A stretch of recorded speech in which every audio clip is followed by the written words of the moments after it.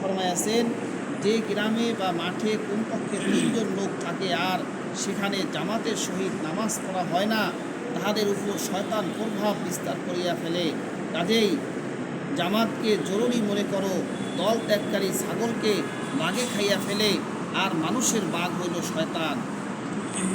ফায়দা, এই হাদিস দ্বারা বোঝা গেল যে যাহারা ক্ষেত খামারে কাজ করে তাহারা ৩ জন হইলেও জামাতের সহিত নামাজ আদায় করা উচিত, বরং ২ জন হলেও জামাতে নামাজ আদায় করা উত্তম। সাধারণত কৃষকেরা নামাজই পড়ে না, ক্ষেত খামারের ব্যস্ততাকে তাহারা ওজন হিসাবে যথেষ্ট মনে করিয়া থাকে, আর যাহাদেরকে বেশ দিনদার মনে করা হয় তাহারাও একা একাই নামাজ পড়িয়া নেয়। অথচ কয়েকজন কৃষক একত্র হইয়া জামাতে নামাজ পড়িয়া নিলে কত বড় জামাত হইয়া যায় এবং কত বড় সওয়াবের অধিকারী হইতে পারে।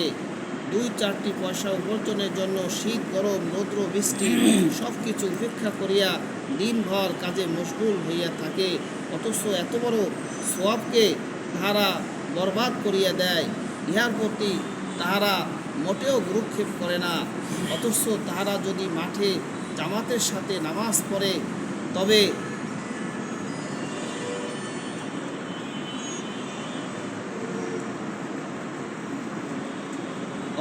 এত বড় সওয়াবকে তাহারা বরবাদ করিয়া দেয়। ইহার প্রতি তাহারা মোটেও ভ্রুক্ষেপ করে না। অথচ তাহারা যদি মাঠে জামাতের সাথে নামাজ পড়ে তবে আরও বেশি সওয়াব হয়।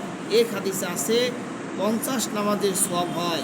এক হাদিসে বর্ণিত হয়েছে, যখন কোনো রাখাল কোনো পাহাড়ের পদদেশে অথবা মাঠে আজান দিয়া নামাজ পড়িতে আরম্ভ করে তখন আল্লাহ তাআলা খুবই খুশি হন এবং গর্ব করিয়া ফেরেশতাদিগকে বলেন, তোমরা দেখো আমার বান্দা আজান দিয়া নামাজ পড়িতে শুরু করিয়াছে, আমার ভয়েই সে এইসব করিতেছে, আমি তাহাকে মাফ করিয়া দিলাম এবং তাহার জন্য জান্নাতের ফয়সালা করিয়া দিলাম। সুবহানাল্লাহ।